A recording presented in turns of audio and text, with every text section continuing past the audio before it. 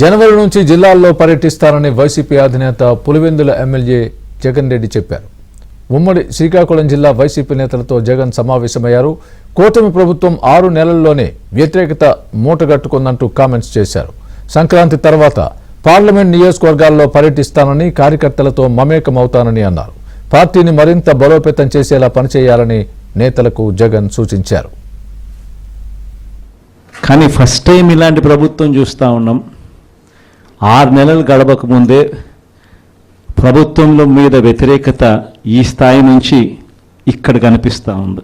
6 నెలలు అయిపోయింది. ఇక మనం కూడా ప్రజల తరపున నిలబడాల్సిన సమయం వచ్చింది అని చెప్పి గట్టిగా కూడా మళ్ళీ చెయ్యి కలిపి పనిచేయాలి అని చెప్పి చెప్పడానికి మళ్ళీ మిమ్మల్ని అందరినీ కూడా ఇక్కడికి రమ్మని చెప్పడం జరిగింది. నా ప్రోగ్రాం సంక్రాంతి తర్వాత నా ప్రోగ్రాములు కూడా జిల్లాల్లో స్టార్ట్ అవుతాయి.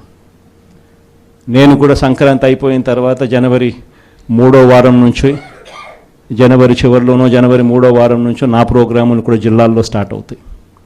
నేను కూడా ప్రతి జిల్లాలోనూ అక్కడే నిద్ర చేస్తా. ప్రతి బుధవారం, ప్రతి గురువారం ఒక్కొక్క పార్లమెంట్లో 2 రోజులు 2 రాత్రులు అక్కడే పడుకుంటా. 3 రోజులు 3 నియోజకవర్గాలు, మరుసటి రోజు గురువారం మరో 4 నియోజకవర్గాలు కార్యకర్తలతోనే మమేకమయ్యే కార్యక్రమాలే చేస్తాం.